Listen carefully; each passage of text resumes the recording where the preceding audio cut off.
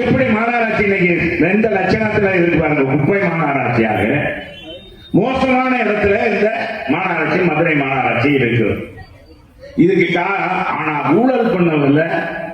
இந்தியாவிலே 42 மாநகராட்சியில ஒரு மேயர் ஊழல் பண்ணி 5 மண்டல தலைவர் ரிசைன் பண்ணி 2 நிலைக்குழு தலைவரை ரிசைன் பண்ணி அதிகாரிகள் கைது செய்யப்பட்டு மேயருடைய கணவரே கைது செய்யப்பட்டு ஜாமீன்ல வந்த ஒரு மாநகராட்சி எதுன்னா மதுரை மாநகராட்சி. வெக்கம் மான ரோசம் இந்த மந்திரிகளுக்கு இருக்கா? என்ன செஞ்சிருந்தாங்க? என்னையா செஞ்சீங்க?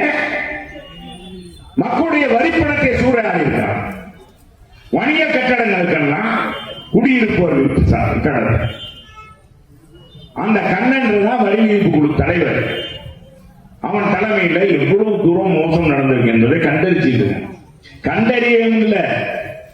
வழக்கு தொடுத்து உச்ச நீதிமன்றம் உயர் நீதிமன்றத்தில் வழக்கு தொடுத்த அடிப்படையில் நம்ம தமிழ்ச்செல்வன் அங்க இருக்க மகேந்திரன் நம்ம வழக்கறிஞர் குழுவமா முயற்சி பண்ணி நீதியரசர் முறையிட்டு நீதியரசர் கேள்வி கேட்டதன் அடிப்படையில் தான் இன்னைக்கு மாநகராட்சியுடைய பெருத்த ஊழல் இன்னைக்கு வெளியே வந்திருக்கு. மதுரை மக்களுடைய வரி பணம் இன்னைக்கு சூறையாடி இருக்கு. தனியார் இடத்துல போய் இருக்கிறது. மண்டல தலைவர் இடத்துல போயிருக்கு. மாமன்ற திமுக மாமன்ற உறுப்பினர் இடத்துல போயிருக்கு. இது தீவிரமாக விசாரிக்க வேண்டும் சொல்லி கோர்ட்டே தலையிட்டு ஐஜி தன்மண்டல ஐஜி தலைமையில் ஒரு குழு அமைத்து அதை விசாரித்துக் கொண்டிருக்கிறாங்க. விசாரித்துக் கொண்டிருந்த அதன் அடிப்படையில் 19 பேர் கைது செய்யப்பட்டார். ஒரு மேயரை உடைய கணவர் தவறு செய்திருக்கிறார், உள்ள போயிருக்கிறார். ஆனா அந்த மேயர் தொடர்ந்தார். மீண்டும் நாம் அழுத்தம் கொடுத்தோம்.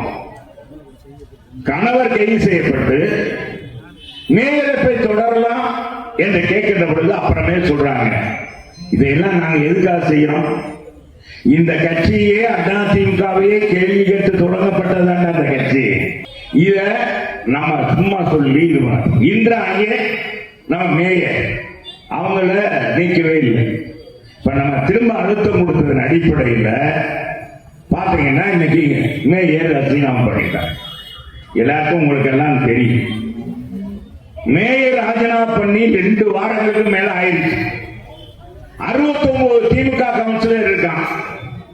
5 மண்டல தலைவர் ராஜினாமா பண்ணி 1 மாசம் 2 மாசம் ஆக போகுது. நிலைக்குழு தலைவர் ராஜினாமா பண்ணி 2 மாசம் ஆக போகுது. நடவடிக்கை எடுத்து உன்னால் நிலைக்குழு தலைவர் திமுக தலைமை போட முடியுதா? இங்க இருக்கிற அமைச்சர்கள் போட முடியுதா? என்னடா ஆட்சி நடத்துறீங்க? என்னடா கட்சி நடத்துறீங்க? மதுரை மக்கள் ஈழச்சம் வாங்கல.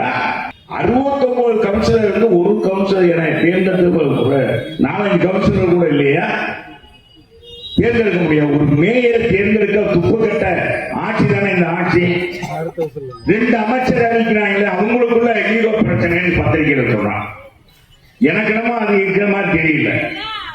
யாரும் தகுதி இல்லாதவன்னு கேட்கிறாங்க. நான் கேட்கிறேன், பேசாம மாநகராட்சி கலைச்சிட்டு போயிருங்களே, உங்க கவுன்சிலரா கலைக்க சொல்லிருங்களே, ரிசைன் பண்ண சொல்லிருங்களே. அதுதான் நான் முதலமைச்சரை கேட்டேன்.